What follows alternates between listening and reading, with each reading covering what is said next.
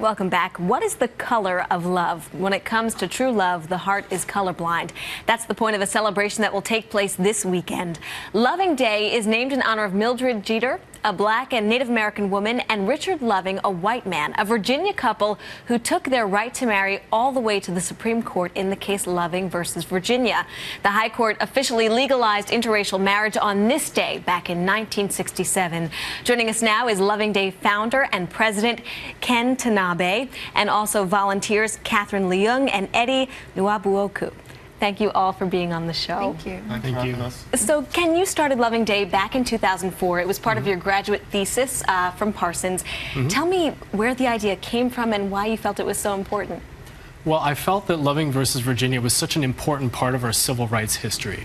I thought it should be part of the conversation, same as Brown versus Board of Education or the Rosa Parks story. And with a name like Loving, you know, it should really be something that we celebrate every year as a part of our traditions to build a multi-ethnic community and fight racial prejudice through education. And it's something that's just been growing really since you started this day.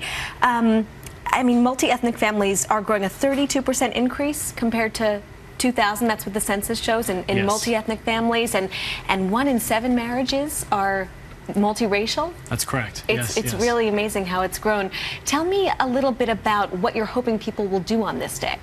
Well, people do a huge variety of things. You know, we're talking backyard barbecues, picnics in the park, potlucks, but some actually larger events like film festivals and the event that we're hosting here in New York for 1,500 people. But really, we're hoping that people create an atmosphere of celebration, and it's a way to sort of teach kids about the Loving decision and to start conversations about multi-ethnic identity and relationships, and how there's still not enough conversation about those rights and that history today. Yeah, I'm sure a lot of young people take for granted that if you can marry whoever you want, you know, it doesn't matter the color. Catherine, tell me a little bit about what you do, because a lot of what you guys do is educational, and I know you were at Smith College, and you helped kind of spark the dialogue there. Tell me a little bit more about how you involve different universities and colleges.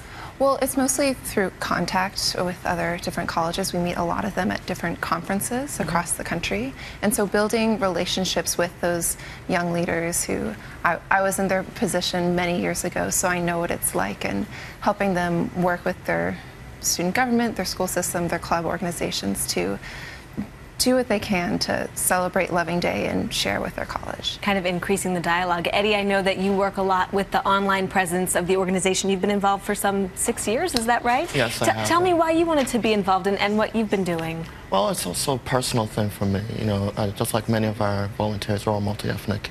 And also being part of the multi-ethnic community has always been part of my own passion. So it was just an offshoot of not what only I do professionally, because that's what I do professionally, but also it's a personal thing to me.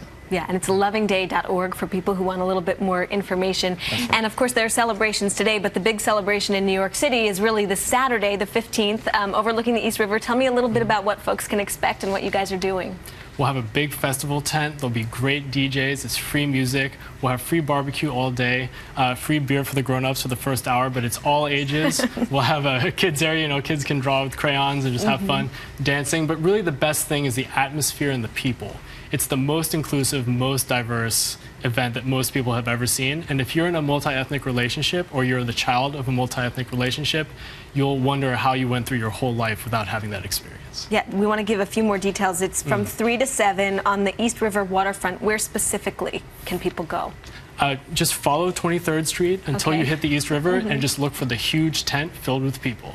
And what are you hoping? I mean, obviously your organization has grown, but where do you see it moving in the future, and what do you hope happens? We imagine really a tradition that's within families and passed between friends, and something that is near and dear to people's hearts, right? You grow up with it, you share it, and use it as a way to teach people about, you know, your own experience, your own identity, I guess. And, you know, people really take this close to their heart. People actually get married on Loving Day. Yes, I read that. More people are getting married on Loving Day. It's great. Well, a happy Loving Day to you all, and hopefully more people will be celebrating this holiday now. Thank you so much, Ken, Catherine, and Eddie, for coming on the show. And good luck Saturday. Hope you have a great event. Thank you.